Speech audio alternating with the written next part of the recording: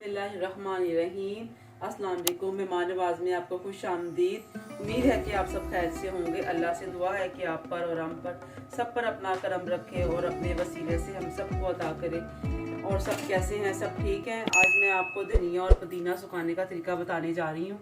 बड़ा आसान तरीका है, हम बाज़ार से इकट्ठा ले आते हैं, ख़राब हो जाता है। तो आज मैं आपको उसका तरीका बताने जा रही हूँ। बहुत आसान तरीके से आप इसको आराम से 15-20 दिन, 1 महीने तक भी इसे आराम से फ्रिज में रख सकते हैं। मैं बताती हूँ आपको, चलाएं, मैं आपको बताती हूँ कैसे रखते हैं।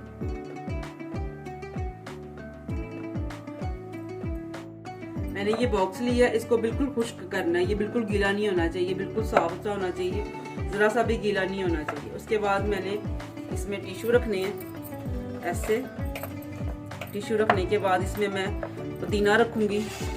और पुदीना जो सा ना, ये धोना नहीं है, ये ऐसे ही आपने ये देखे पत्ते बना के इसे और ऐसे आपने इसे रख लेना। आप इसको महीना भी रखेंगे तो ये ख़राब नहीं होंगे, बस इसको पानी नहीं लगाना। अगर पानी इसको लग जाएगा तो ये ख़राब हो जाएगा। आपने बिल्कुल ड्राई करके ऐसे आप 1 महीना भी रखेंगे तो आपका चल जाएगा। अगर रमज़ान आ रहे हैं तो रमज़ान में ये आप चटनी बनाएं, दही भल्लों में डालें पुदीना, और ऐसे आपको फ्रेश मिलेगा। ये देखें, बस पानी नहीं लगना चाहिए इसको, और बाकी ये फ्रेश है। आप इसको बॉक्स में रख देते हैं।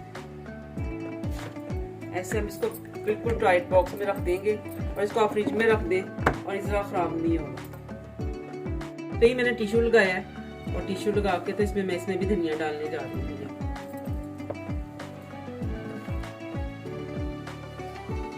बिल्कुल खुश्क धनिया है। मैं बॉक्स में बंद करने जा रही हूँ।